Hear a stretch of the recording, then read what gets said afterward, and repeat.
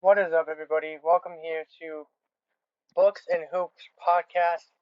I'm your host, Vernon, and let's get into what this podcast is about and about me.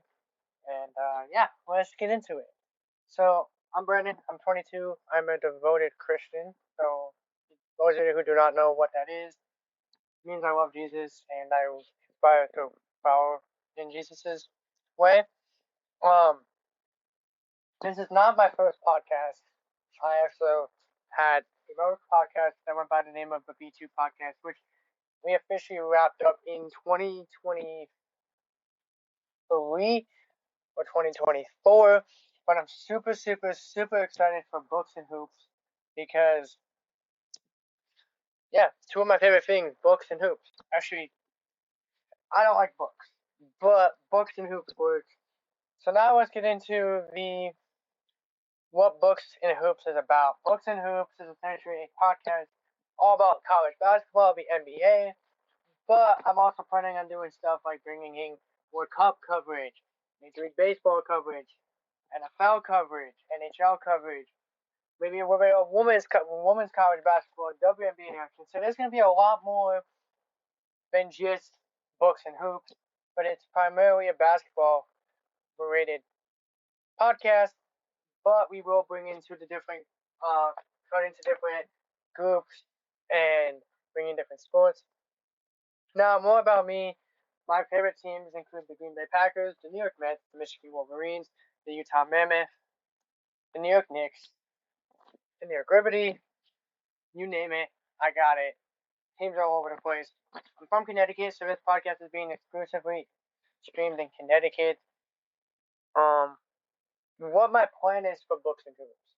I plan on dropping 1 or 2 episodes a week, maybe one episode with a guest, and then a solo episode.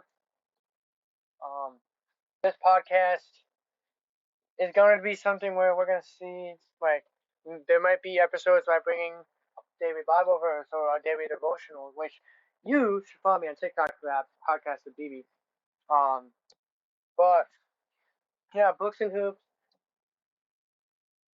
is primarily that. But I want to jump into the NBA talk a little bit and kind of break down the NCAA a little bit.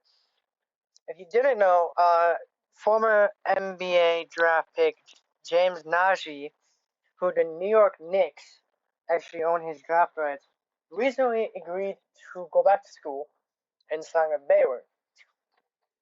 Now, if you don't know, James Najee played for Kansas during the 2021-2022 season. He was in the 2023 NBA draft class. And I was going back to school to play for Baylor. And the reason that is because he had never actually played official NBA minutes. Now, this has raised some controversy within the NBA. Well, excuse me, not NBA, within the NCAA, where teams were working on a guy, Trenton Flowers, who's on a two-way deal with the Bulls. And if you don't know what a two-way is because you're new to basketball, I got you. A two-way contract is essentially a guy who bounces back and forth between the NBA and the G League. So they're on a two-way deal. They're not on an NBA contract, but they're on a two-way contract, meaning that they constantly go back and forth to the NBA, then back down to the minors and back and forth.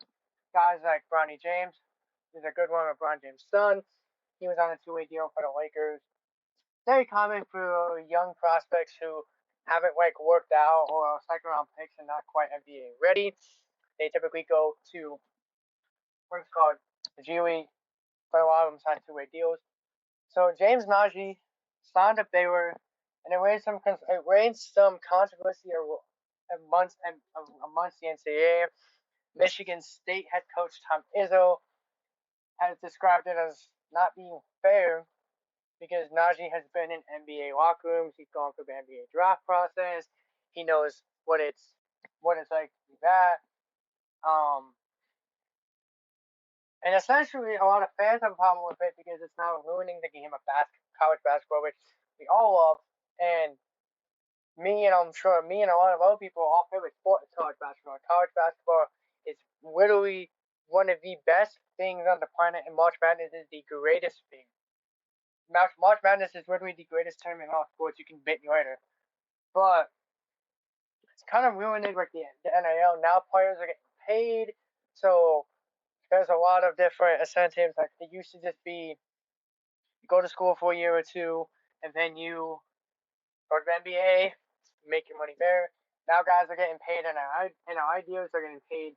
Potentially sit out games are getting paid to they commit to schools like let's say UConn, and then Duke comes in and they're like, "Up, we're gonna give you $5 more than what UConn's giving you," and immediately that player goes from UConn to Duke.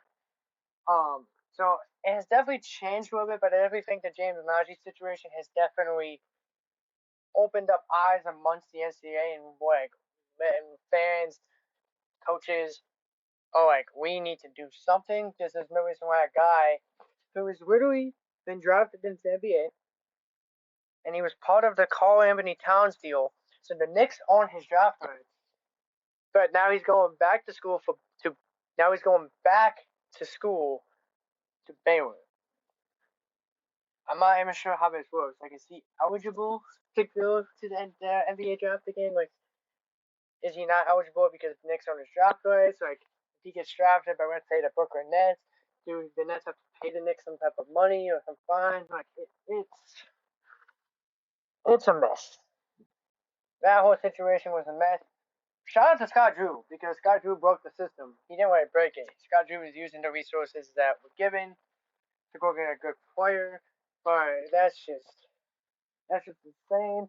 We had a guy transfer from Robert Morris University to USC to play for Eric Musselman. Like, literally a mid-season accusation in the middle of college basketball season, right before conference play, or during conference play for a lot of conferences. Like, like that is insane. That is insane. Like, that is literally insane. Um, Crazy. But there's been a lot of good college teams this year. Like we've seen, Michigan is blowing teams out by 50, by 60. But the thing is, with Michigan, I was actually watching a college basketball podcast about this. Shout out Ryan Hammer and his crew. Is Michigan going to fade out too early, or is Michigan going to be able to run the tables and go undefeated and potentially win the national championship? It's Dustin May has built a phenomenal culture in Michigan and has really turned that culture around from the Juwan Howard era because Juwan Howard ruined Michigan basketball to where it was when John Beilein had it. And then Beilein left to take the Cleveland Cavaliers job, which he only lasted about a year.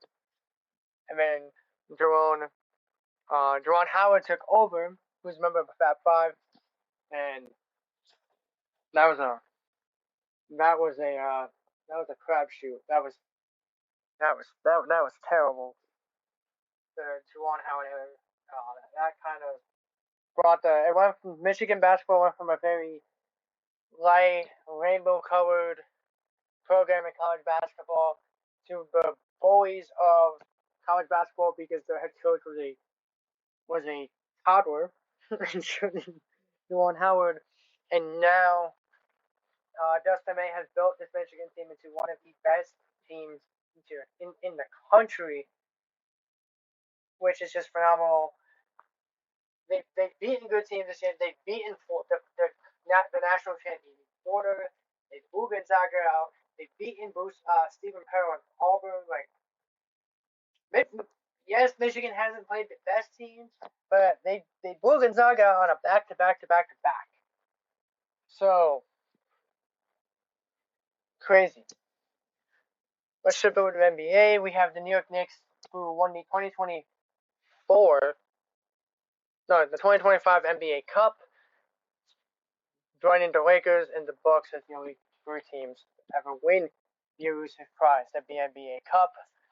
The Knicks have looked phenomenal. Like, as a Knicks fan, like, this has been everything I've dreamed of. Like, I think New York City celebrated really hard for the New York Knicks when they won the NBA Cup.